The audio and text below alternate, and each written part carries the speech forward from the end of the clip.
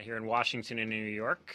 Welcome to the Foreign Press Centers. My name is Benjamin Weber. I'm the director, and I'm very pleased today to welcome you to our briefing. We have the State Department's Acting Deputy Assistant Secretary for Energy Transformation, Dr. Griffin Thompson, and the Department of Energy's Deputy Assistant Secretary for Renewable Power, Dr. Timothy Unruh.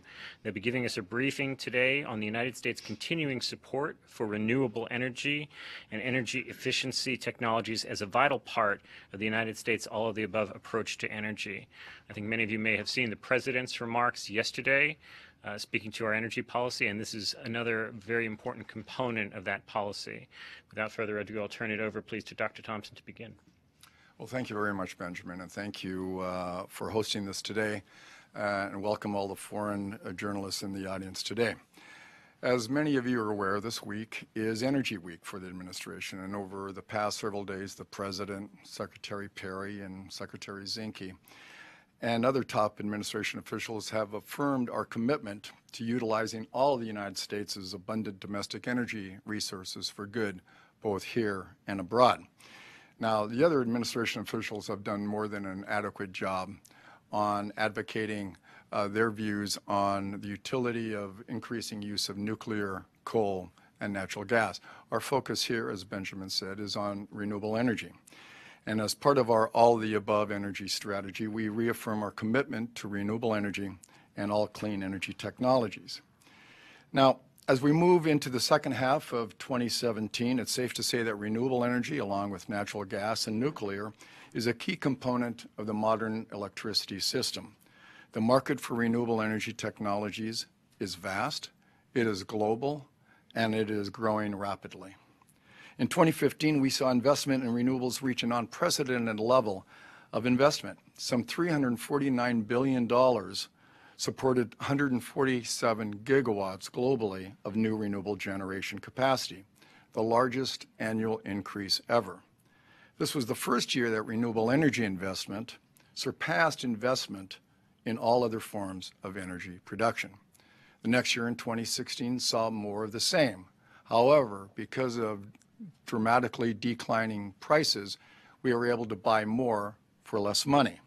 A dollar of investment in 2016 went 33% further than in the year previous, with $288 billion supporting 161 gigawatts of new capacity. And according to Blackstone, the world's largest asset management company, renewable energy was the single largest source of new infrastructure investment over the past 2 years. Now, many pundits have attributed the dramatic increase in renewable energy to the Paris Agreement and the mitigation efforts on climate change. And they're absolutely correct. There is a linkage between renewable energy market dynamics and climate change.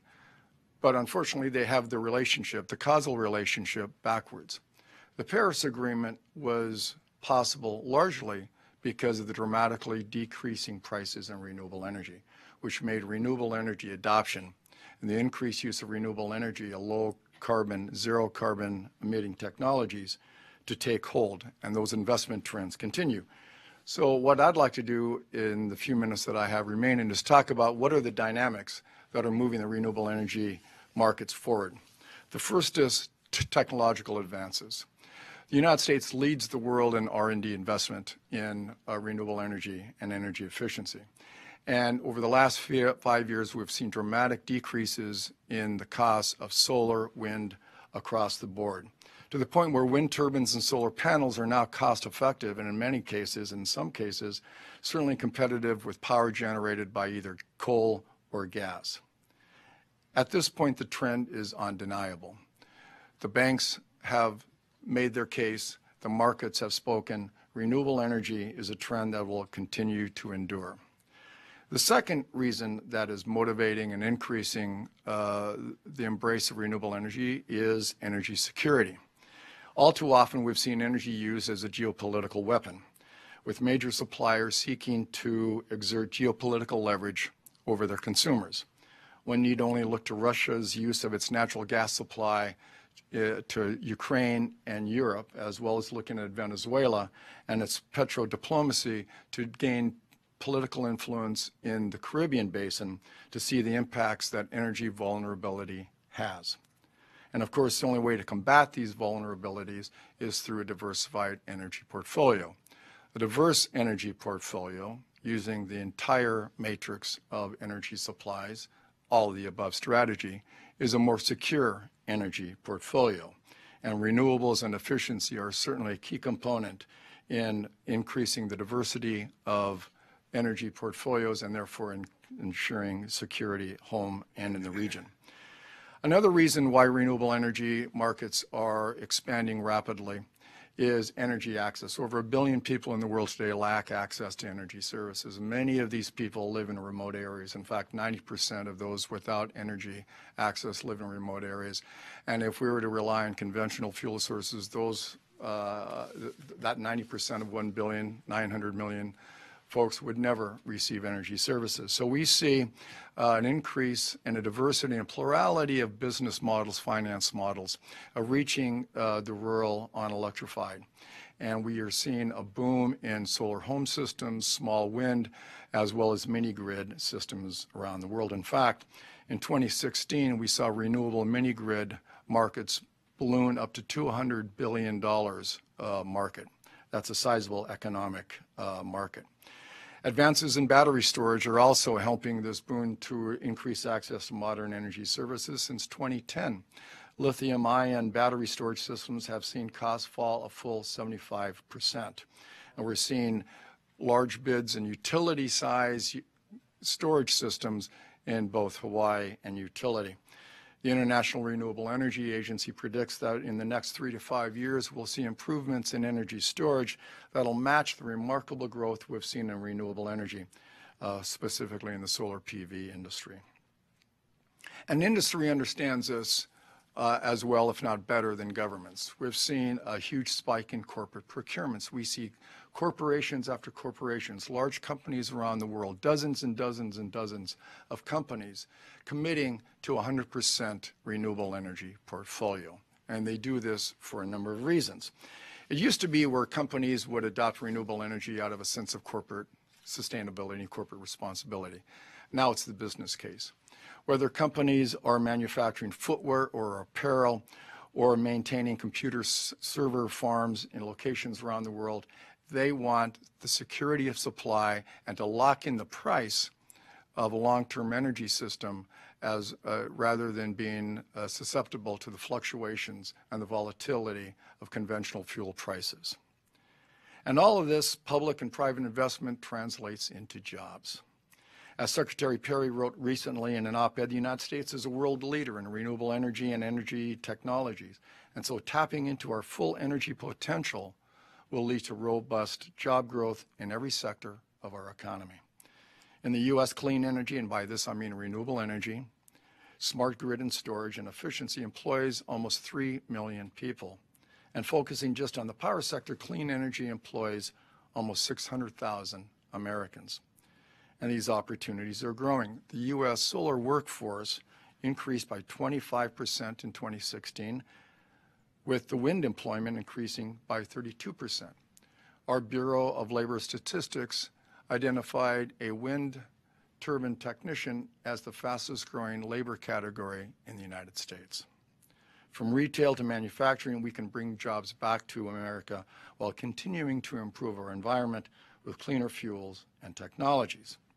And the pace will only increase. Bloomberg New Energy Finance projects that building new wind and solar projects will become cheaper than operating existing fossil fuel plants by the end of the next decade.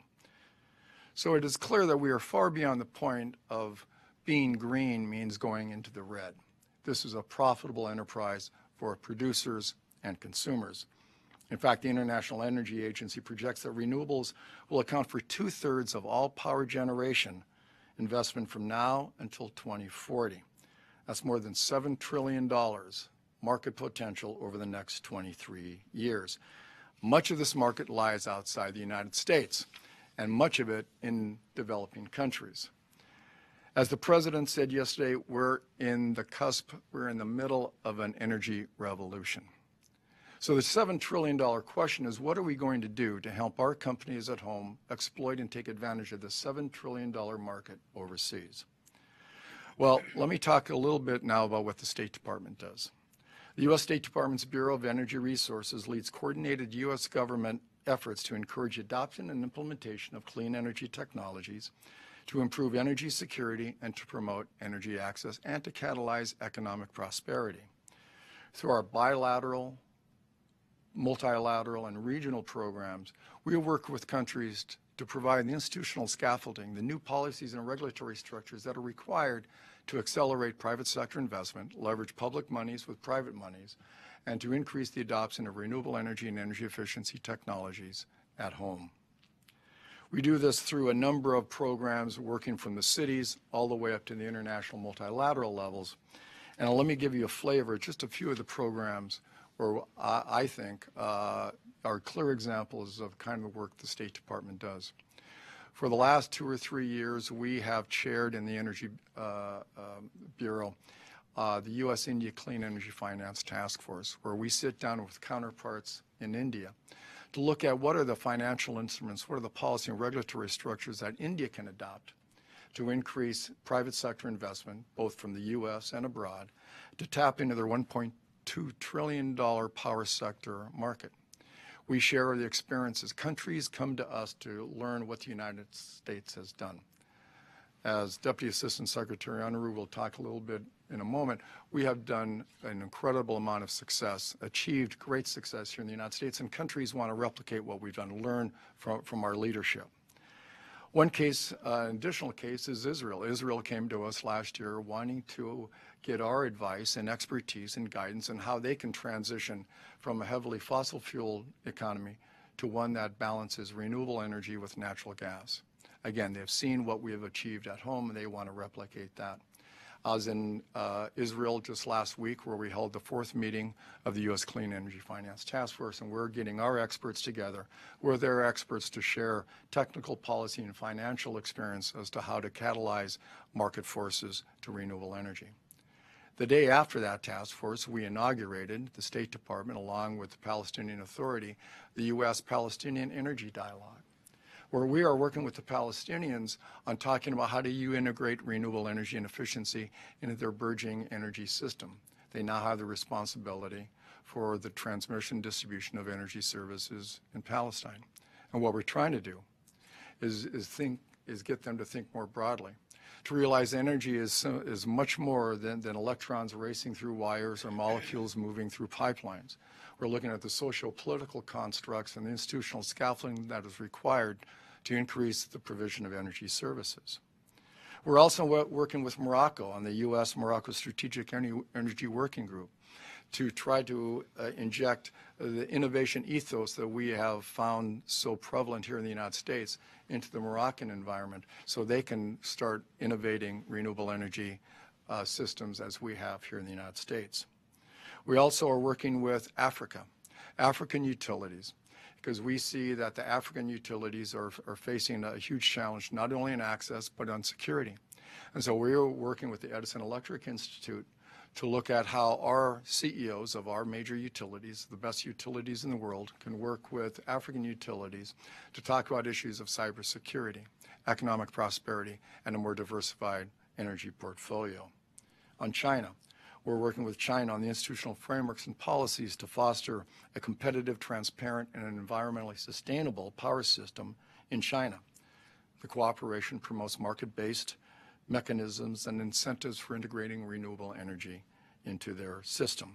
Again, based on the practical experience and the know-how that we have accumulated here in the United States, from the cities to the states to the federal government.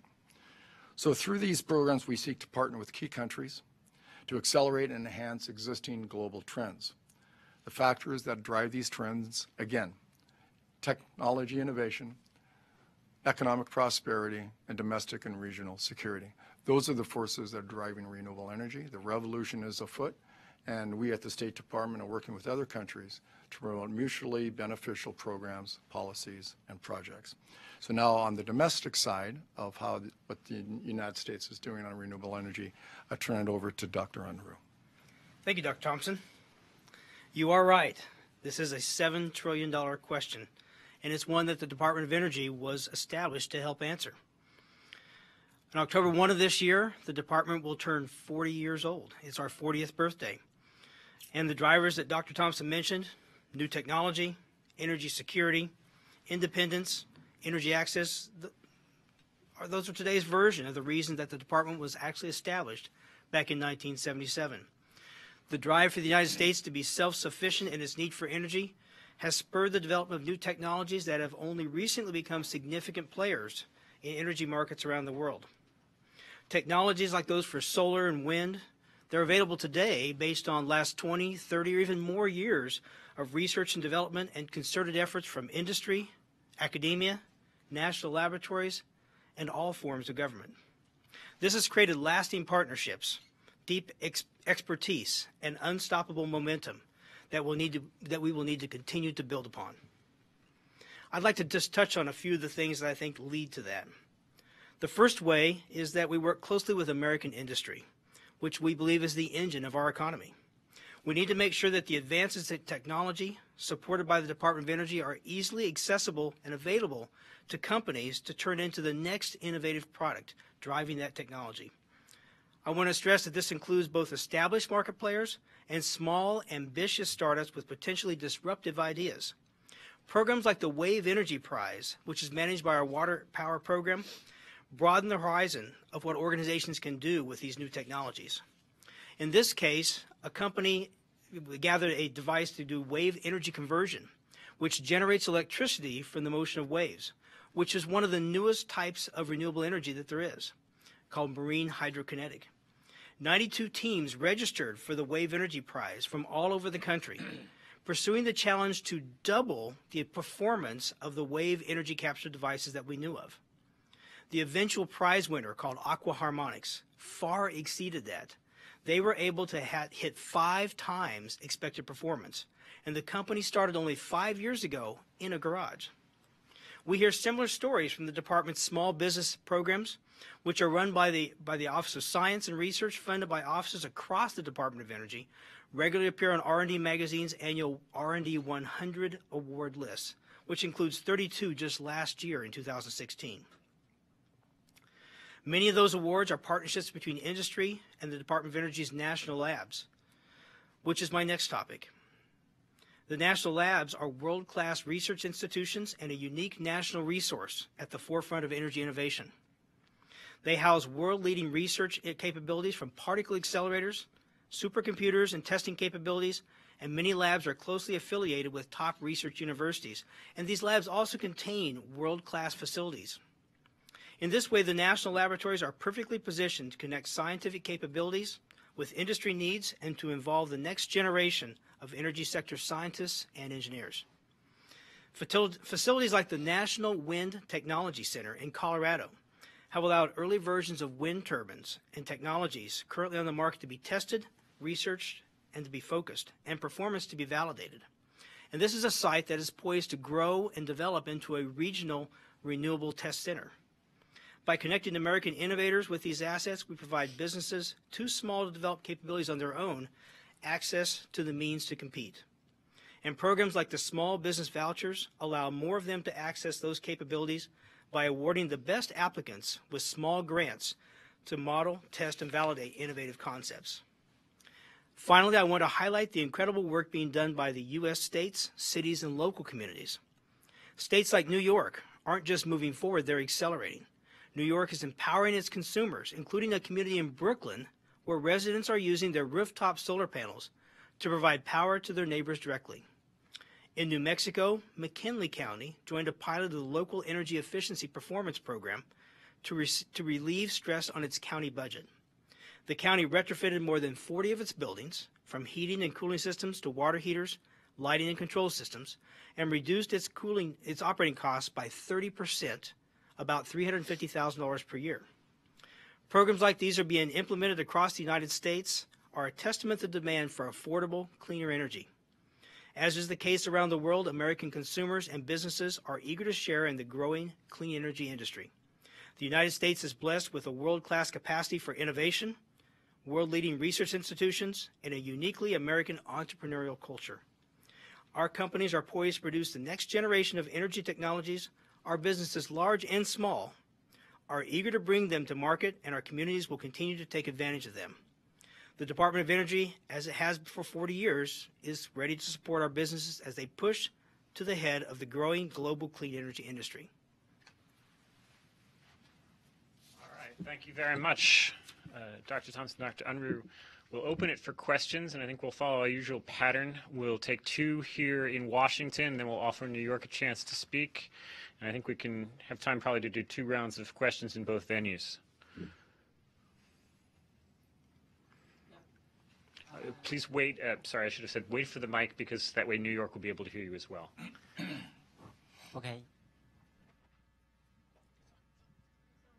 Sound? Okay, thank you. I want to know how about the Clean Power Plan? Does it will be cancelled at last? I didn't understand the question quite. The Clean Power Plan. The Clean Power Plan. Yeah. Will it be cancelled at last? Well, I don't know the plans of the administration on what they want to do with the Clean Power Plan, but the efforts that surround the Clean Power Plan are things that we are doing, have been doing, and will continue doing. With or without that structure, we will continue to move forward and make the efforts happen and make clean power happen, develop our renewable energy, and make sure that it gets out in the businesses so that products can be created.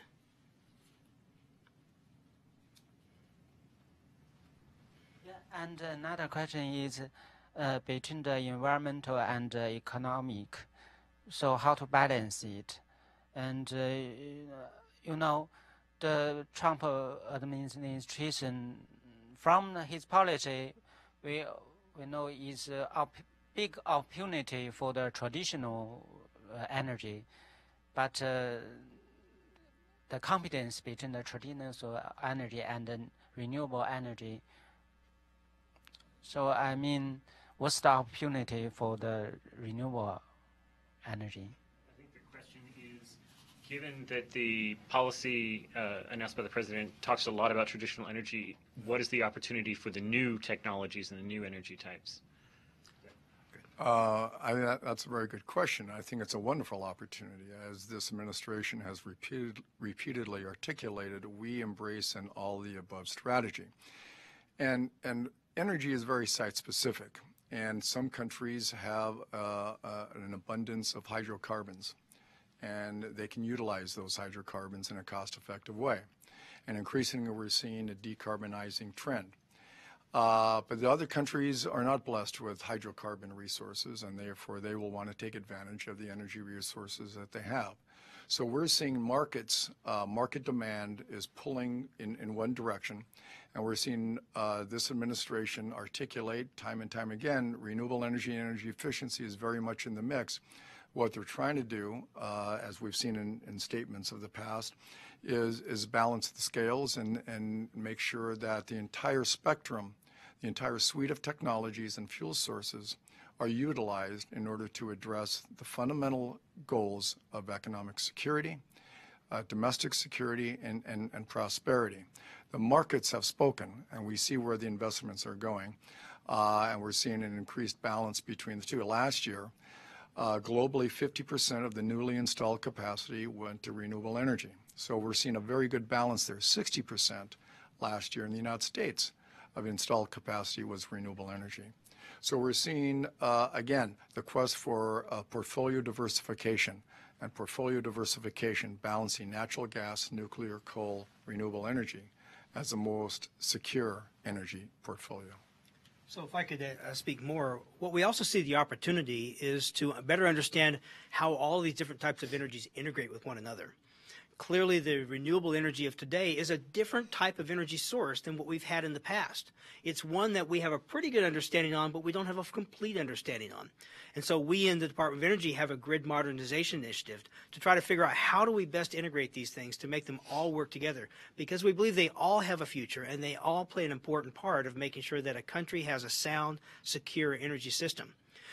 The administration has been clear in its intent that we still believe that clean water, clean air are very important, but we also recognize the need to balance our needs, and economics play a part, integration plays a part, environment plays a part, and they all have a place to play in the future grid and the energy supply of the nation.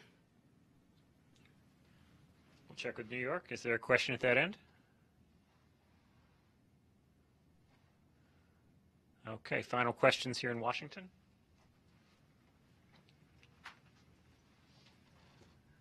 Thank you. First, thank you for the briefing.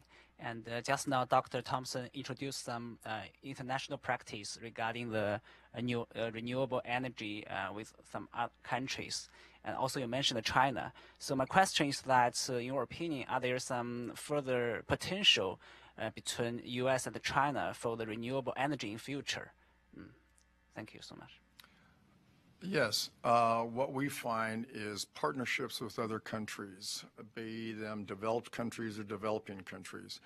Dr. Unruh pointed to the topic of grids, grid modernization. This is perhaps electricity grid modernization is the organizing principle in the 21st century for electricity service delivery. Every country is experimenting with creating the utility model of the 21st century. And the United States loves to work with other countries because by doing so, we not only share our experiences, but we learn from other countries. And that's in evidence with our cooperation and collaboration with China. Every country has a unique portfolio, a unique mix. All are trying to increase the reliability and the cost effectiveness of their electricity systems. We have 50 states in the United States, and I think for all the foreign journalists there, I think a mistake that's often made is we often look at Washington, D.C. for our energy policies, ignoring, as Dr. Unruh quite accurately pointed out, the incredible amount of work being done at the states and locals. Our founding fathers gave us a federal system of government with different spheres of authority. Federal government has responsibilities, but especially in electricity, states and local governments have a tremendous amount of authority. Chief Justice Brandeis years ago talked about the United States as having 50 laboratories of democracy. Well, there are in fact 50 states, 50 laboratories of experimentation. So what we do when we work with China or other countries is bring this collective experimentation of success and failure and work with colleagues such as China to learn collectively and together how do we move into the 21st century where we have a more secure energy electricity system, a more prosperous energy service provision, and a more sound and prosperous job creation energy sector for us and for other countries. So we are very encouraged by the collaboration we have with China on renewable energy and grid stabilization, and I know the Department of Energy has a number of other programs with China on other technologies and other fossil fuel sources. Yeah, from the Department of Energy standpoint, we have collaborations. We have one in China coming up in July with the National Renewable Energy Laboratory. What we want to do is we want to try to bring our manufacturers together with the Chinese government and help them understand how they can better collaborate and how that technology developed in the United States can be brought into China. We want to create jobs and opportunity for our industries here in the country. And so this is one way we do that. We see across the world that opportunity exists.